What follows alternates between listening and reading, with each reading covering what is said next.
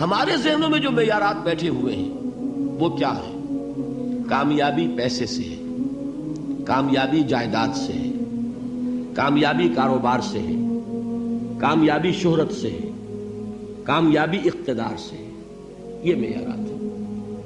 جو جتنا دولت مند اتنا کامیاب، جو جتنا مشہور اتنا کامیاب، جو جتنا پاپولر اتنا کامیاب، جو حکومت پر پہنچ گیا کامیاب، جس نے بڑا کاروبار جما لیا کامیاب، جس نے بہت جائیداد بنا لی کامیاب. یہی ہے اصل میں ساری بس کی گانٹھ. جو تصور کامیابی کا ہوگا اسی کے مطابق آپ کی بھاگ دوڑ ہوگی، اسی کے لیے جد و جہد ہوگی، اسی کے لیے توانائیاں صرف ہوں گی، اسی کے لیے دن رات کی مشقت ہوگی. یہ ہے اصل شے جس کی یہاں نفی ہو رہی ہے. کامیابی دولت سے نہیں، کامیابی شہرت سے نہیں، کامیابی اقتدار اور طاقت اور حکومت سے نہیں، بلکہ کامیابی ہے ایمان سے، عمل صالح سے، تواصی بالحق سے، تواصی بالصبر سے.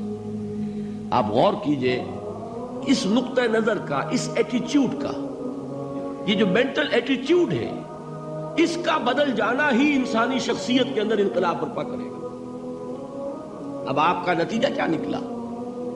اگر تو دولت سے کامیابی ہوتی تو قارون بہت کامیاب تھا، اگر حکومت سے کامیابی ہوتی تو فرعون اور نمرود بہت کامیاب تھے. کامیابی ان سے نہیں ہے. کامیابی انسان دولت میں قارون کی دولت تک پہنچ جائے اور دنیا میں دبدبہ اور اقتدار اور سلطنت اور حکومت کے اعتبار سے وہ نمرود اور فرعون کا مقام حاصل کر لے، وہ ناکام ہے، خائب ہے، خاسر ہے، برباد ہے. اور ابو ذر غفاری کامیاب ہے، چاہے ان کے پاس کچھ نہیں تھا، جھونپڑی تک نہیں تھی، کوئی گھر نہیں تھا.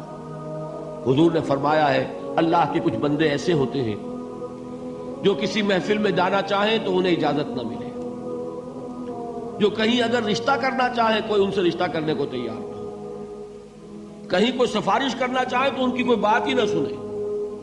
لیکن اللہ کے ہاں ان کا وہ مقام ہے کہ اگر بھولے سے بھی کسی بات پر قسم کھا بیٹھتے تو اللہ ان کی قسم کی لاج رکھتا ہے. یہ ہے فرق. یہ جان لیجیے اچھی طرح. اس بات کا مان لینا آسان، اس پر سبحان اللہ کہنا آسان، لیکن اس کے مطابق آپ کے اپنے ذہن کا بدل جانا بہت مشکل. اس لیے کہ ہم متاثر ہوتے ہیں اپنے ماحول سے.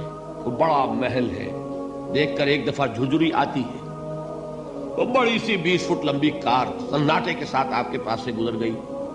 ایک دفعہ اعصاب کے اندر ارتعاش ہوتا ہے، محسوس ہوتا ہے بڑے یہ نصیبے والے لوگ ہیں، بڑے خوش نصیب، بڑے کامیاب. حالانکہ کچھ معلوم نہیں کہ یہی سب سے بڑی بد نصیبی ہو سکتا ہے کہ یہی سب سے بڑی ناکامی ہو. اگر ذہنوں میں یہ بات بیٹھ جائے کامیابی کس شے سے. یہی وجہ دیکھیے قرآن مجید میں بارہا آپ دیکھیں اولئک ھم المفلحون، یہ ہے لوگ کامیاب ہونے والے. آج یہ آپ نے نماز میں وہ آیات سنی، یا ایھا الذین آمنوا ارکعوا واسجدوا واعبدوا ربکم وافعلوا الخیر لعلکم تفلحون. اے ایمان والو، رکوع کرو، سجدہ کرو، اپنے رب کی پرستش اور بندگی کرو اور اچھے کام کرو تاکہ تم کامیاب ہو جاؤ. تو کامیابی کن چیزوں سے ہے؟ یہ ہے سب سے بڑا سبق. یہ ہمارے دل میں اگر بات بیٹھ جائے، ٹھک جائے، تو زندگی بدل جائے گی. صبح و شام بدل جائیں گے، نقشے بدل جائیں گے، بھاگ دوڑ کا رنگ بدل جائے گا، ویلیو سٹرکچر بدل جائے گا. آج وہ ایک چیز نہایت اہم نظر آ رہی ہے، کل نہایت غیر اہم نظر آئے گی. جیسے کہ حضور کی حدیث ہے، مالی ولد دنیا، مجھے تمہاری اس دنیا سے کیا سروکار ہے. انما مثلی کراکب استظل تحت شجرۃ ثم راح فترکها، میری مثال تو اس سوار کی سی ہے جو تھوڑی دیر کے لیے ایک درخت کے سائے میں ٹھہرتا ہے سستانے کے لیے، پھر وہ اپنا راستہ لیتا ہے. اسے اس درخت سے مستقل تعلق اس کا نہیں ہے، وہ اس کا گھر نہیں، وہ اس کی منزل نہیں. اسی طرح یہ دنیا میرا گھر نہیں ہے. اب دیکھیے ہم کہتے ہیں انا للہ و انا الیہ راجعون، ہم تو مسافر ہیں، ہم اللہ کے پاس سے آئے، اللہ کی طرف ہمیں لوٹ جانا ہے. کن فی الدنیا کانک غریب و عابر سبیل، حضور فرماتے ہیں دنیا میں ایسے رہو جیسے کہ تم اجنبی ہو یا راہ چلتے مسافر. لیکن یہ طرز عمل کب ہوگا؟ جبکہ یہ آیت ہمارے ذہنوں کے اندر بیٹھ گئی ہو، والعصر ان الانسان لفی خسر الا الذین آمنوا وعملوا الصالحات وتواصوا بالحق وتواصوا بالصبر۔ یہ ہے اصل بات جو میں نے عرض کیا تھا کہ میں بتاؤں گا صحابہ کیوں ایک دوسرے کو یاد دلاتے تھے۔ اس لیے کہ دیکھیے جیسے برف باری اگر ہو رہی ہو، آپ باہر نکلیں گے تو برف آپ کے کپڑوں پر جم جاتی ہے نا، تو آپ جھٹکتے ہیں کپڑوں کو تاکہ برف ہٹ جائے۔ ہمارے ایمان پر اس دنیا میں رہتے ہوئے جب ہم متاثر ہوتے ہیں ماحول سے تو گردہ آ جاتا ہے، برف پڑ جاتی ہے، اس کو جھٹکتے رہنے کی ضرورت ہے۔